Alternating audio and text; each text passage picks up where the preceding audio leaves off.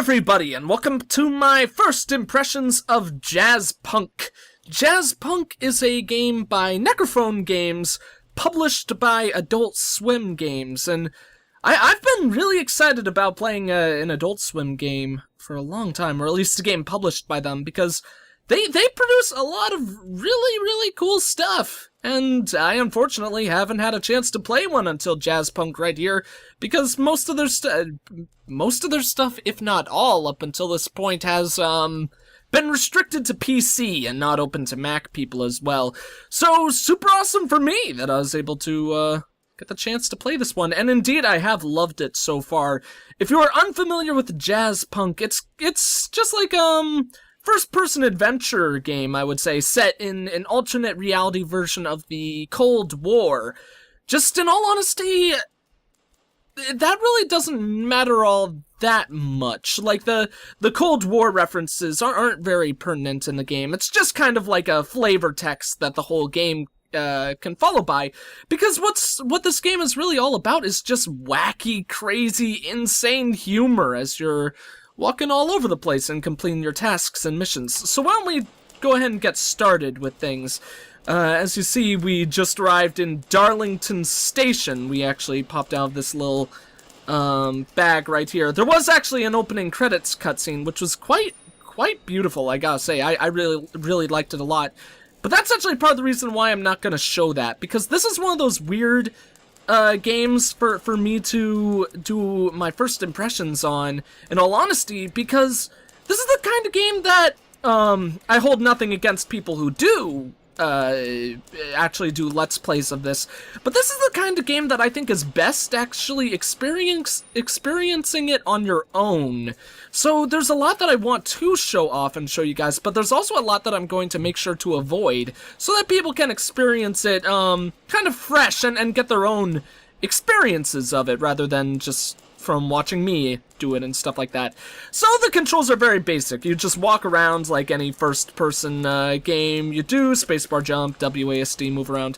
But really, you don't have very much action. Don't have very many actions that you could take in this game. It's basically just look around and click, and scroll wheel or Q to cycle through your inventory. But we can actually click on this box right here to see that he is actually quite alive and asking us to leave him alone. So let's actually go ahead and continue onwards. We don't need to mess with that guy. We could go and talk to this lady right here. Honey, the director will be right with you. Oh, okay. She apparently wants us to sit down. This is a very simple thing. It's kind of what's it called? I mean, this has been done before Devil May Cry, the remake, but this is kind of like a Devil May Cry thing that shows up in a lot in this game with a floating text that kind of tells you what to do in many cases.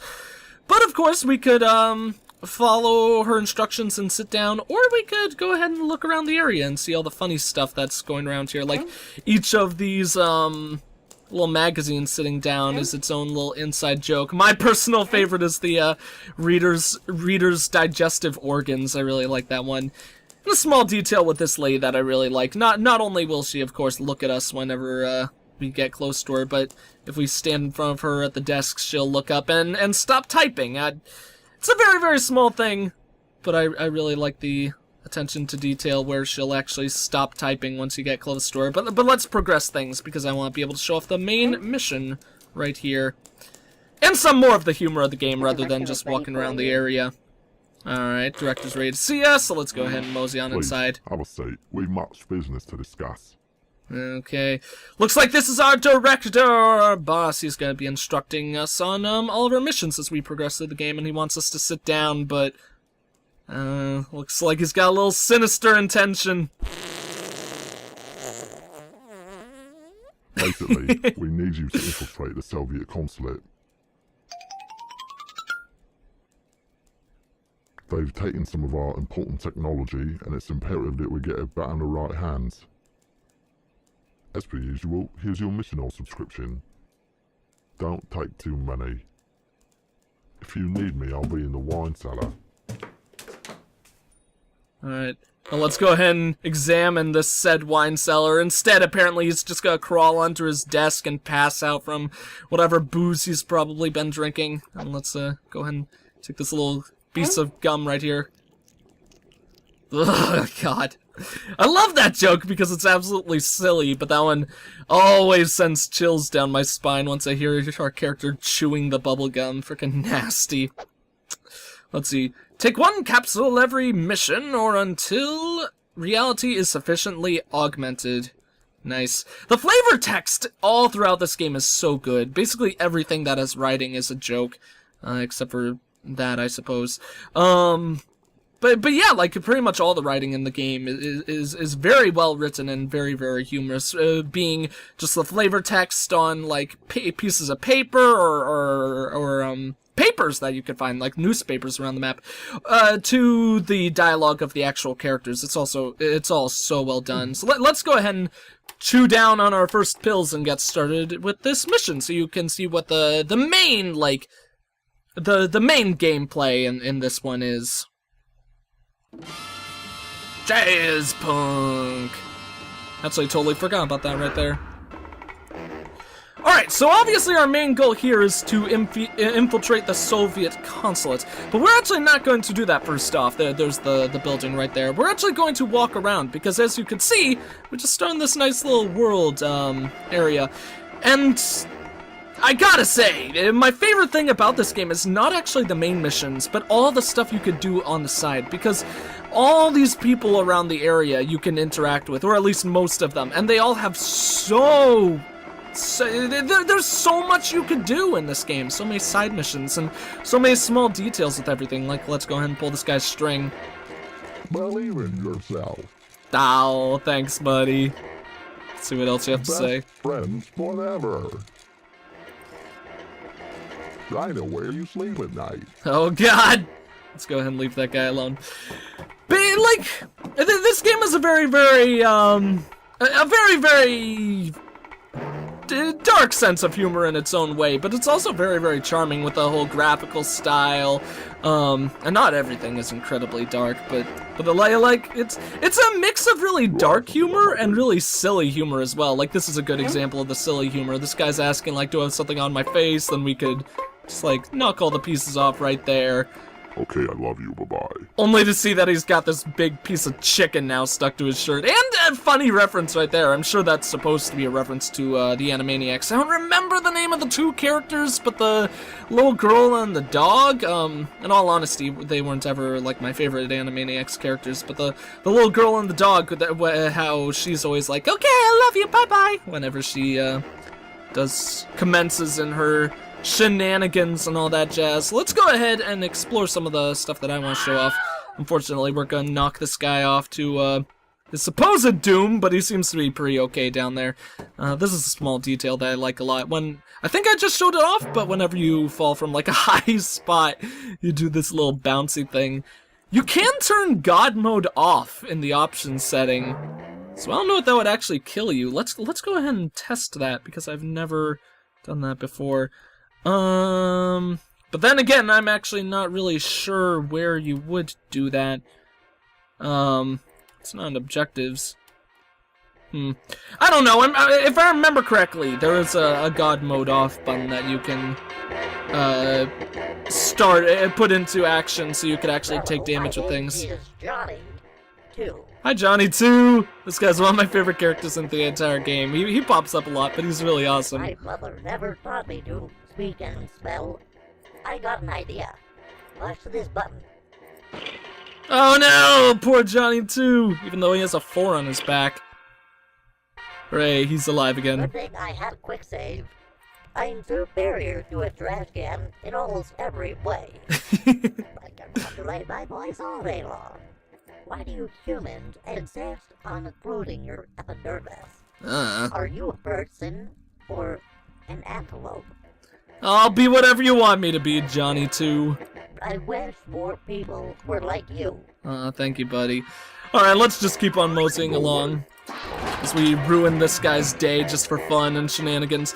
I think I'm gonna show off just one more of these side missions, then we'll actually go into the main course of the game, because obviously I don't want to spoil too much. And this one's one of my favorite ones in this first mission right here. There's this little frog who needs our help. He's got a pretty damn sick mohawk, if I say so myself as well. He's trying to get free Wi-Fi from Starbucks. but I dropped my passcode cracker on the road. And now, as you can see, the game's actually turned into Frogger. Oh god, no! I didn't mean to click twice there. That's my bad. Now the poor frog is hurt! Frogs are one of my favorite animals, so I'm so sorry. But as you can see, the game's actually now turned into Frogger, and we've gotta, get this guy's, like, scanner thing that he requested of us, and then cross the street. Hooray, we succeeded.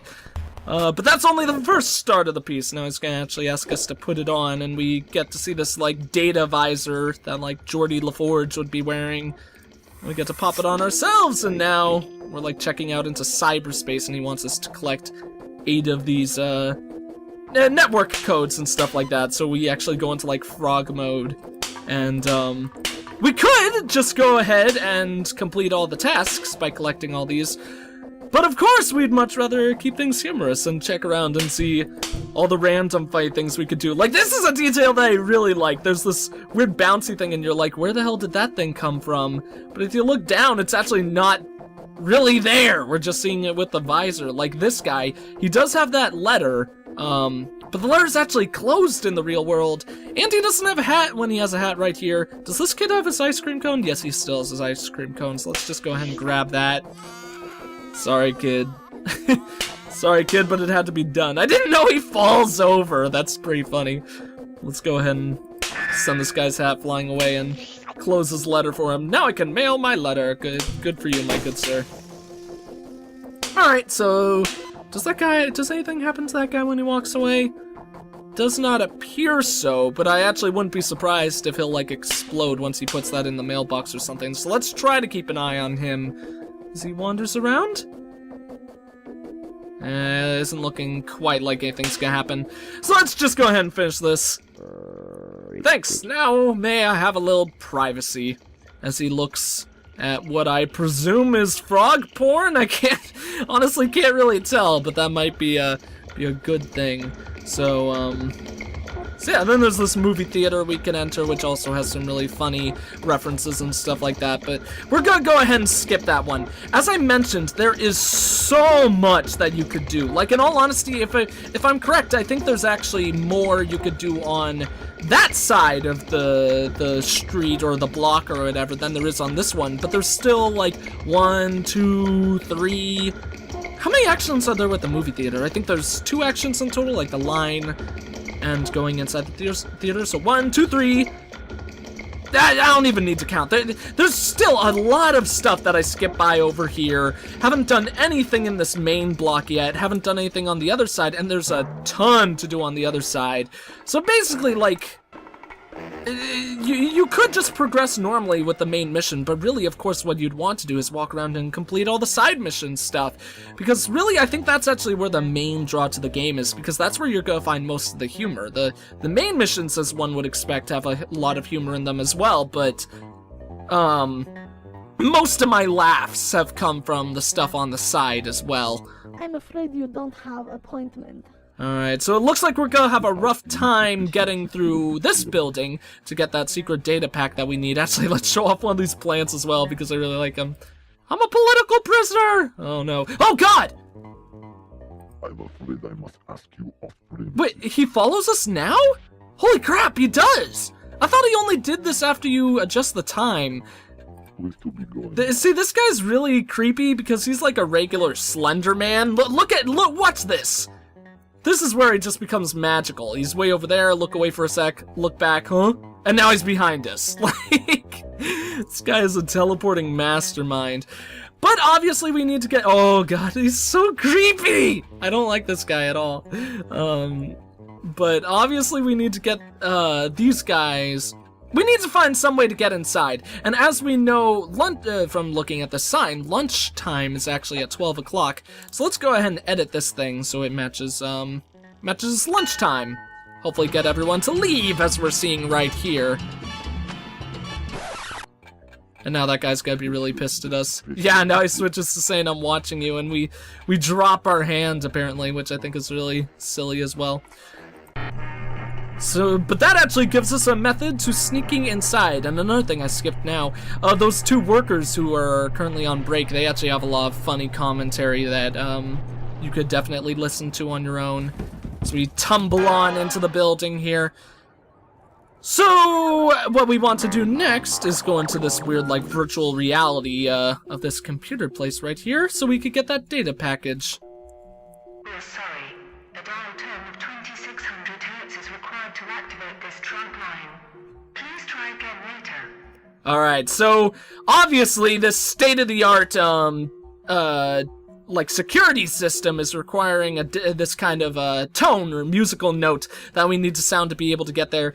How the hell are we gonna do that? Well, lucky for us, there's actually some, like, Comrade Crunch cereal right here in our prize in the box. It's gonna be a lovely little whistle, so we'll be able to use that quite easily to, break into their database. Penetrating the iron curtain secure net. To reject all sensitive information from our data banks, dial 1 now. So, of course, that's what we're gonna want to do, as they said.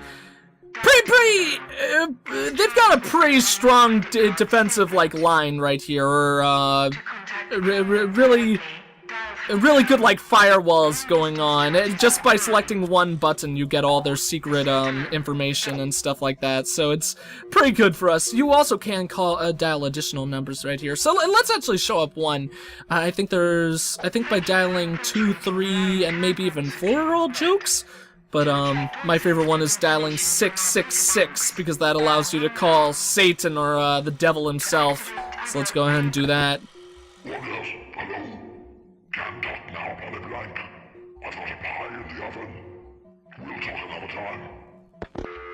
I forgot that he calls us by name. That's pretty funny, because our character is indeed named Polly Blank. Frickin' love the arms that we just drop all over the place when we're done with stuff. Can we do anything with the recycling bin? I don't think so. Alright, so let's go ahead and grab our information right here, or the files that we needed. And then here we have a problem, because now we've got to make our grand escape, but as you could see, we actually aren't going to, we aren't a valid... Our image isn't valid to get through this door, because obviously we don't work on the premises. So there are a number of things we could do. We could obviously take this Employee of the Month photo and hold it up to the scanner.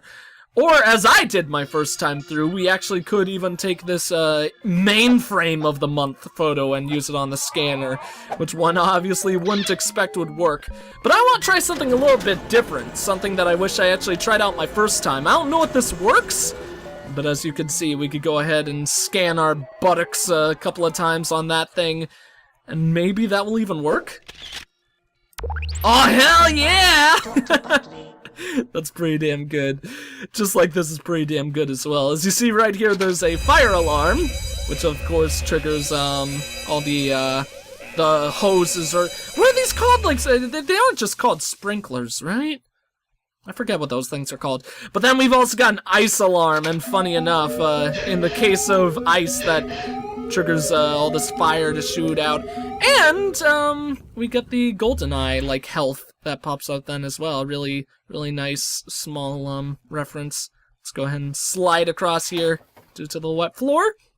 And then by jumping down this trash chute, we'll actually complete the mission right here, so the missions in this game, once you know how to solve them, they really are very short. And this game, in general, as we go ahead and chill with this tranquil scene. Actually, let's put that thought on hold while I show this off right here. Number one, this scene is so tranquil, right? I love this as it prepares for the next mission. But this game, in its own way, is really very beautiful. Like, look at these surroundings. These are just absolutely lovely. I love this image right here. And I think we're gonna get beamed into the next steps, next part of the mission in a bit. Maybe we keep needing to grab the food to do it, though. So if that's the case, let's actually put that on hold and just sit here and relax in this tranquil scene while I continue to talk about things, because I think this is, basically where I'm gonna end showing off everything in this game. But as I mentioned, like, this is a game where you kind of get to decide, like, the length of the game on your own, because all in all, it really is a short game. I beat it in 3 hours, but I would definitely say if you rush through everything, it could probably be beaten in, like, even less than an hour if you know the solutions to everything already and just rush like hell. But I would guess if you explore, like, and try to, like, take in all the environments, I would guess the average play would be about, like, maybe 2 to 4 hours, in between that range. I know that's kind of a big range, so I would say the basic would be, like, 2 to 3 hours, more like it. But yeah, like, it's short, but it's one of those games it's like a Gone Home, where it's all about the experience, and the experience is what makes this game so worth it. Even though, similarly to Gone Home, it is a little bit pricey for the amount of time that you'll get out of it. Like, it's currently going for $15 on Steam, with a sale, if the sale is still going on when this goes up. As it should, if I get this up on time, will be 20% off for $12. So, personally, I think it's freaking awesome. I think it's well worth the price, as most of these really experiential games are, and I think you guys should all check it out. Like I've had so many laughs all throughout this game. I think personally, the first mission has the most to do. At least the most to do in regards to side missions, but there still is a heck of a lot, of course, in all the other ones later on, and just like the polish and detail in all, like, these small tidbits just make the humor go even much farther and all that jazz. It's very, very well done, so I highly suggest anyone who's interested, go ahead and pick this one up. Which, of course, as usual, I will put a link to where you can pick this up on the Steam page below. So, yeah, I think that's going to be it for this video. Thank you all for watching. If you enjoyed the video, please consider leaving a like, comment, and or subscribing if you have not. I am the EggScrambledGamer, and I will see you all next time.